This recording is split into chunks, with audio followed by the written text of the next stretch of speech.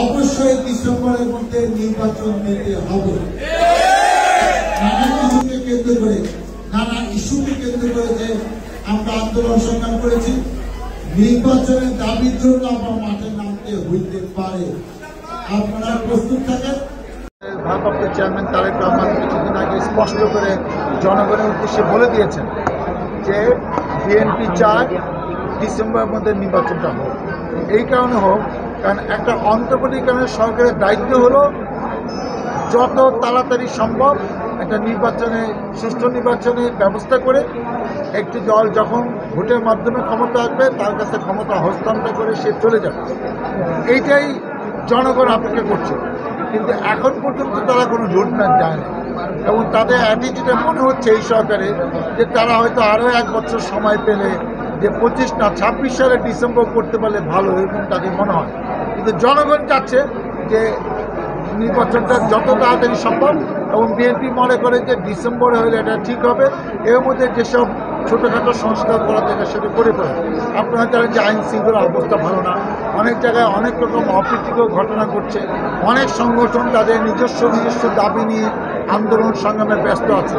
অর্থাৎ একটা স্ট্যাবিলিটির জন্য আমি মনে করি এটা পলিটিক্যাল গভর্নমেন্ট ফর্ম হলে তখন স্ট্যাবিলিটিগুলো হবে। কারণ এখনও প্রশাসন কিন্তু ঠিকভাবে কাজ করতে পারছে না। যে পুলিশের উপর ডিপেন্ড করে আমরা আইন শৃঙ্খলাকে নিয়ন্ত্রণ রাখবো বলে আশা করছি, সেই পুলিশ তো আওয়ামী পুলিশ, এবং এই পুলিশ বিগত 15-16 বছরে কী করতে আমরা সবাই জানি। অতএব এই পুলিশের উপর ভরসা করলে তো হবে না, আরও নতুন কিছু করতে হবে, নতুন পুলিশ দিতে হবে, ভালো পুলিশ দিতে হবে, এবং যারা ট্রেন আপ জনগণের জন্য কাজ করবে, কোনো দলের আজ্ঞা পাওয়া হয় না। এই কাজগুলোর সিদ্ধান্তটা পলিটিক্যাল গভর্নমেন্টের দরকার।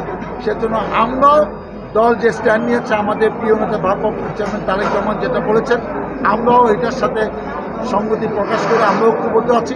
হয়তো এই নির্বাচনকে নিয়ে ঈদের পরে কিছু কিছু কর্মসূচি হবে, সেমিনার হবে, সিম্পোজিয়াম হবে, কোথাও বিক্ষোভ হতে পারে। দল যখন যে কর্মসূচি দেবে আমরা দলের সাথে ঐক্যবদ্ধভাবে সেই সব কর্মীর সম্মুখীন থাকব এবং আমি আশা করছি এই সরকারের বোধোদয় ঘটবে। ইনশাল্লাহ তারা ডিসেম্বরের মধ্যে হয়তো নির্বাচন করে ফেলবে, হয়তো ঈদের পরে তারা নির্বাচনের তফসিল এবং রোডম্যাপ হয়তো দিয়েও দিবে। আমরা আশা করি বোধোদয় ঘটুক, যে জনগণের ঐক্যমতের ভিত্তিতে অনুষ্ঠান হয়েছে তার প্রতি এখনও আমাদের আস্থা আছে।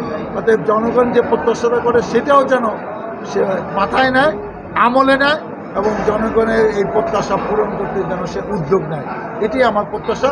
এবং ইনশাল্লাহ দল যখন যে সিদ্ধান্ত নেবে এবং দলের যে কর্মসূচি দেবে আমরা ঐক্যবদ্ধভাবে সেই কর্মসূচিতে সম্পৃক্ত থাকব। দেখেন, আপনার 15-16-17 বছর এলাকায় থাকতে পারে না, অনেক নেতাকর্মী আছে, তাদের পরিবার আছে, যারা ভোটার, তারা সবাই আমাকে হয়তো নাম শুনেছে, ওইভাবে দেখে নেয়, আমার কথা শুনতে চায়, আমাকে দেখতে চায়।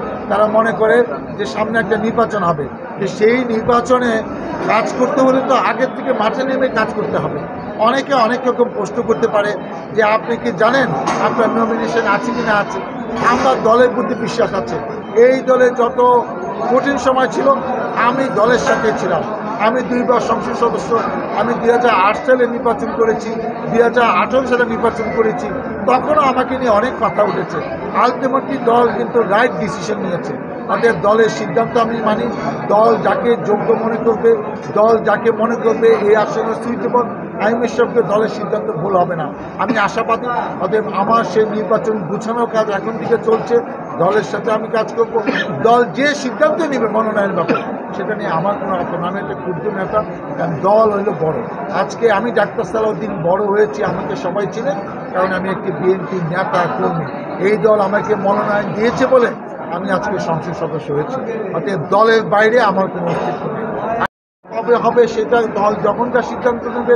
আমি আমার বক্তৃতা বলেছি, এখনও বলছি, দল যে ধরনের কর্মসূচি দেবে, যা যা কর্মসূচি দেবে, আমি আমার নেতাকর্মীকে সাথে নিয়ে সেই কর্মসূচিতে সম্পৃক্ত থাকবো, কারণ দলের বাইরে আমার কিছু করার নেই।